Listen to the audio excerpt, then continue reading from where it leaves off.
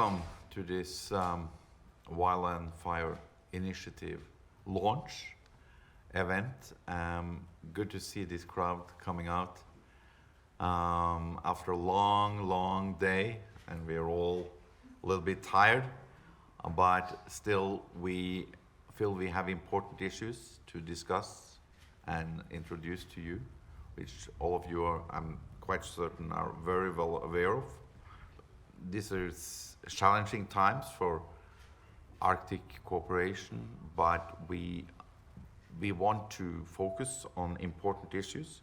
We want to do a work that is relevant to people, to the well-being of people, and wildland fires is something that is very critical, not only to the Arctic, but it's becoming with increasing speed and frequency, very relevant to so many Arctic communities.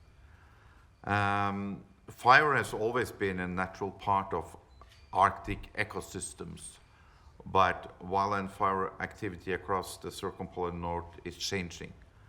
We are witnessing Arctic fire seasons that are notably longer, with more frequent and intense fires. And we are experiencing a worrying trend in wildland fires. So this summer set another precedent for the circumpolar Arctic, following the record-breaking seasons of 2019 and 2021. So it is an issue which we need to deal with. We need to adapt to it. We need to learn from the ones who have been affected. It could be other communities in our neighborhoods next summer, unfortunately. So there is a lot of both lessons learned and how to deal with this on so many levels. Canada endured its worst ever wildfire seasons, and we had good friends within the Arctic Council family who felt this very close to them, having to be evacuated. So it became a very, close issue. So I won't go deeper into explaining the reasoning behind why we put this issue as the first share initiative issue. Others, my good friend Edward Alexander, who is, I'm so pleased he has accepted to co-lead this initiative with me. He will explain more what the Arctic Council has been doing on this issue. I will just give a little more information. What is the vision? How do we see this initiative going forward? We will introduce what we call a Chairship discussion series on wildland fires, which aims to increase circumpolar collaboration, knowledge sharing, and partnership on wildland fires to tackle the urgent issue. By launching this initiative, the Chairship is seeking to elevate this urgent climate change issue on the Arctic Council's agenda and beyond. So it's not duplicating other efforts, it's elevating the issue. The Norwegian Chairship discussion series on wildland fires will provide an information sharing platform to pull together the collective expertise, experiences, and resources on wildland fires from the Arctic Council, indigenous permanent participants, working groups, and observers, as well as other relevant external actors. The initiative aims to identify knowledge gaps and best practices, enhance knowledge generation and sharing, and improve the understanding of wildland fires from an Arctic and climate change perspective. Throughout its Arctic Council Chairship, Norway will host thematic wildland fire discussions at conferences and virtually, as well as support an outreach campaign during the wildland fire season in 2024. Expected outcomes include a special issue in a peer-reviewed publication, a briefing note to Arctic states, and a comprehensive compendium on wildland fires. The Chairship discussion series builds on past chairmanship outreach initiatives aimed at drawing attention to specific Arctic Council work.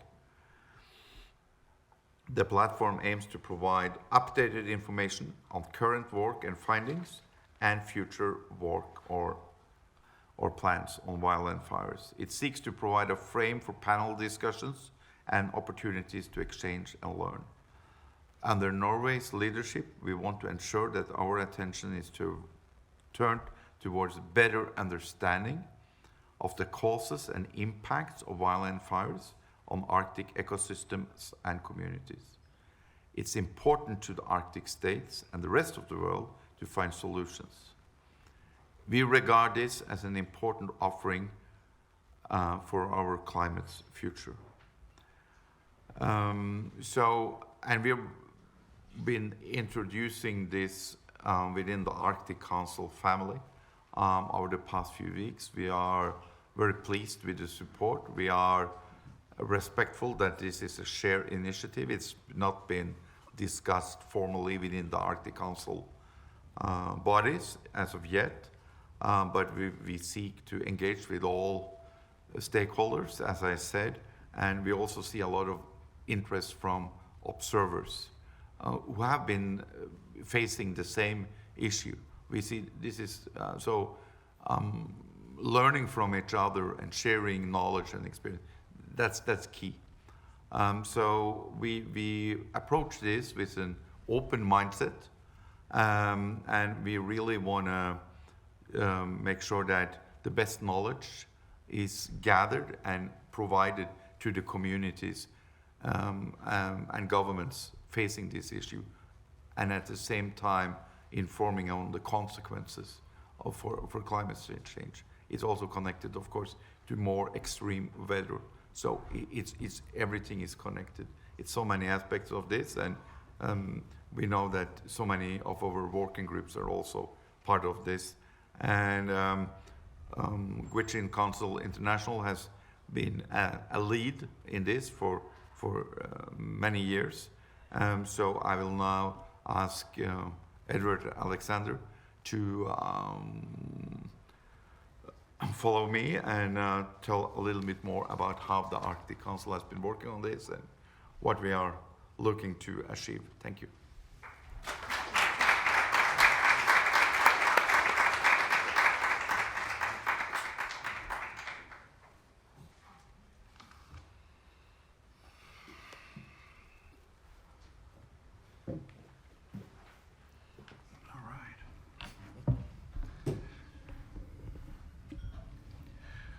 Masi Cho Morton.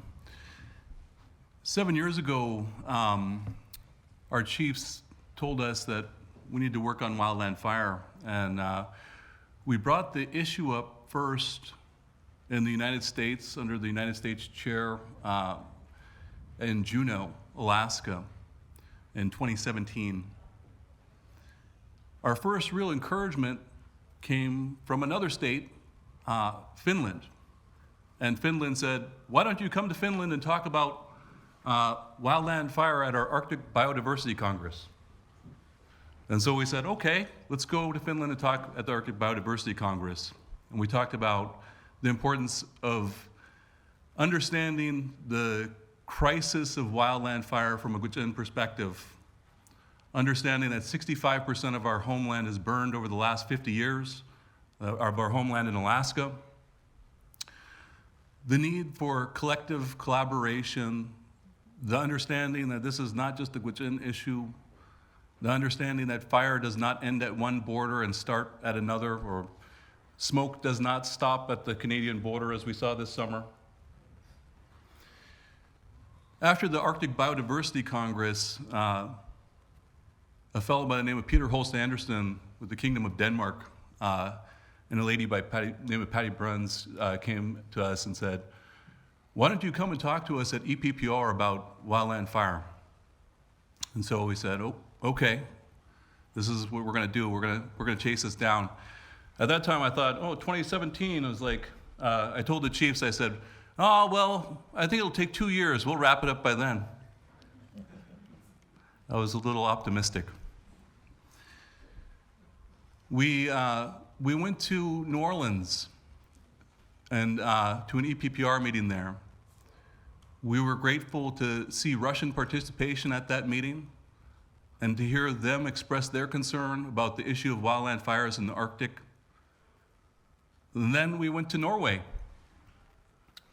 And it was in Norway that the EPPR project was actually finally approved. This journey of wildland fire hasn't just been 7 years for Gwich'in Council International. Obviously for our people, it's been a long journey in coming. And the journey from here going forward is extremely important. How we elevate the projects, how Morton has taken great care of the Arctic Council through this difficult time is something to be wonderfully commended. We've had our difficulty of finding a shared fire for us to sit around this last year. There's been a lot of difficulty in finding things that we can see eye to eye about. But sometimes a common crisis, remembering our common cause, can give us just that vision. President Grimson today, he asked us, he said, do you feel listened to in the earlier session in the plenary?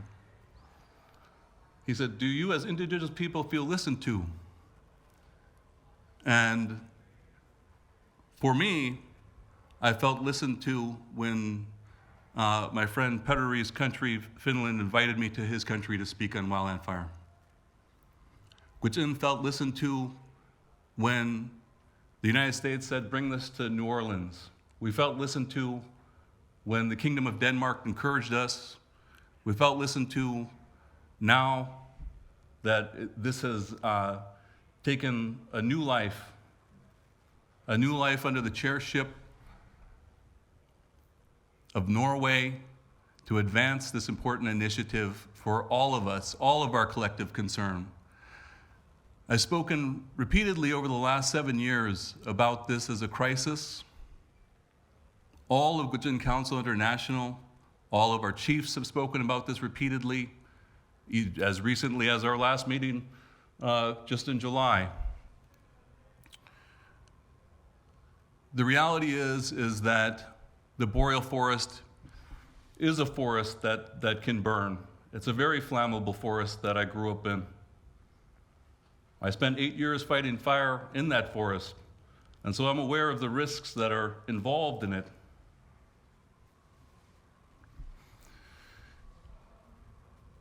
The issue becomes very clear when we think about what happened in Canada this summer. Almost, 40 million acres burned?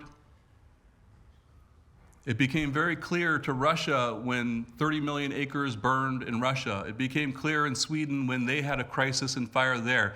It became clear in Iceland when, I had friends in Iceland say, well, we'll support you on this issue, but we'll never have a wildland fire here.